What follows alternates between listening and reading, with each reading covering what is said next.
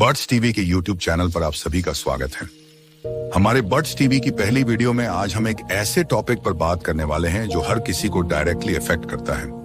Climate change और उसके वजह से होने वाले नेचुरल डिजास्टर। आज दुनिया के हर कोने में इसका इश्यू बढ़ता जा रहा है और इसके असर हमारे जीवन पर भी पड़ रहे हैं। क्लाइमेट चेंज का मतलब है दुनिया के मौसम में लंबी अवधि में होने वाले बदलाव है। इसका मतलब सिर्फ एक दिन का मौसम नहीं, बल्कि पूरी दुनिया के एनवायरनमेंट में जो बदलाव आ रहे हैं उसके बारे में भी है।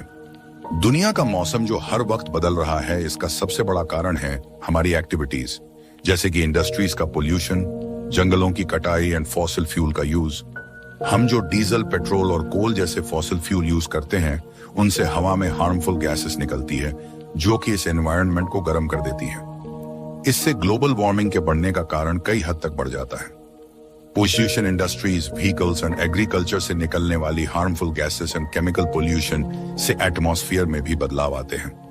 और इसी तरह जंगलों की अव्यवस्थित कटाई भी क्लाइमेट चेंज के बदलने का एक प्रमुख कारण है। आजकल इंफ्रास्ट्रक्चर के विकास के लिए जो जंगल काटे जा रहे हैं, उनसे पेड़ों की संख्या घट रही है।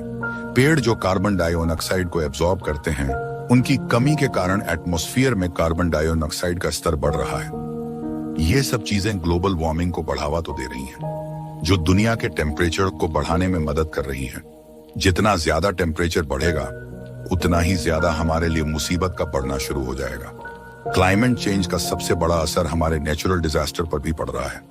हम देख रहे हैं कि फ्लूड, ड्राफ्ट, हरिकेन्स और हीट वेव जैसे एक्सट्रीम वेदर इवेंट्स बढ़ रहे हैं। जैसे 2022 में पाकिस्तान में आए बड़े फ्लूड ने मिलियन ऑफ लोगों को इफेक्ट किया, और 2023 में हवाई में आई वाइल्ड फायर ने पूरी कम्युनिटी को जला दिया।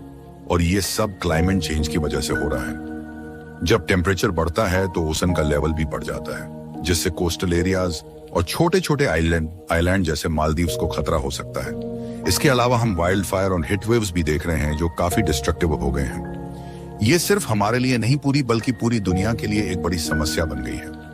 क्लाइमेट चेंज की वजह से बायोडाइवर्सिटी भी काफी इम्पैक्ट हो रही है, जिसके कारण कई स्पीशीज एक्सटिंक्ट और इकोसिस्टम डिस्टर्ब हो रहे हैं। कोरल रीफ्स जो नेचुरल हैबिट है, वो भी खत्म हो रही है।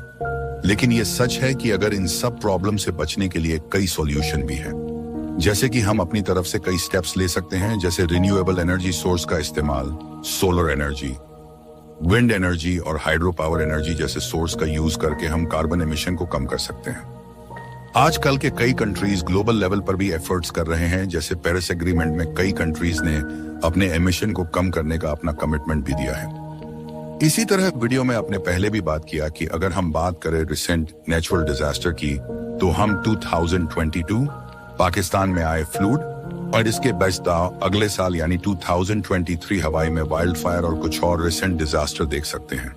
और इसी तरह के डिजास्टर दुनिया के हर कोने में हो रहे हैं और क्लाइमेट चेंज के बढ़ते हुए इफेक्ट्स को दिखाते हैं। अब हम अपनी डेली लाइफ में कई तरह के छोटे छोटे चेंजेस कर सकते हैं, जैसे प्लास्टिक का उसे कम करना, एनर्जी एफिशिएंट प्रोडक्ट का इस्तेमाल और अपने एनवायरनमेंट को प्रोटेक्ट करने के लिए अपनी तरफ से एफर्ट्स कर सकते हैं। अब हम बात करने वाले हैं कि क्लाइमेट चेंज की वजह से नेचुरल डिजास्टर पर क्या असर पड़ता है। फ्लूड एंड ड्रॉट्स ज्यादा होने लगते हैं, क्यों कि क्लाइमेट चेंज से रेनफॉल पैटर्न्स बदल रहे हैं। Hit waves and wild Fyers भी बढ़ रहे हैं, और इसी के साथ साइक्लोन एंड हरिकेन्स का इंटेंसिटी बढ़ने से हमारी अर्थ और हमारे रूटीन बेसिक पर कभी असर पड़ता है।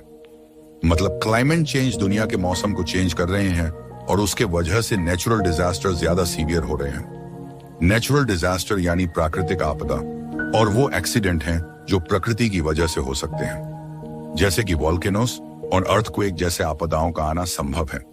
उसी तरह साइक्लोन और हरिकेन्स बारिश और बाढ़ जैसी को ज्यादा अपने साथ लेकर आते हैं, जो बाद में फ्लूड एंड लैंडस्लाइड का कारण बन सकते हैं, जिससे जीवन को हानि और बहुत ज्यादा तेज हवाएं, बहाव के बढ़ जाने के कारण बिल्डिंग, क्रॉप्स और इंफ्रास्ट्रक्चर को कई हद तक नुकसान पहुंचाते हैं। जब कई इलाकों में बारिश बहुत ज्यादा होती है तो रिवर्स और समुद्री लेवल अपने हद से ज्यादा बढ़कर बह जाते हैं। इनका पानी जमीन पर भर जाता है, जिससे कारण फ्लूड जैसी आपदाओं का आना निश्चित हो जाता है। अगर बात करें ड्रॉट्स की, तो कई एरिया में बहुत कम बारिश का होना और पानी की कमी की वजह से पूरा एरिया सूखा पड़ जाता है, जिसके कारण हीट तो उत्पन्न होती है, साथ में फार्मर्स के लिए बहुत बड़ा प्रॉब्लम बन जाता है। और बस इतना ही नहीं, इसी के साथ वोल्केनोस एंड अर्थक्वेक जब जमीन के अंदर का मोल्टन लावा बाहर आना शुरू होता है तो वॉल्केनोस और अर्थक्वेक जैसे भयानक आपदा का रूप ले लेते हैं।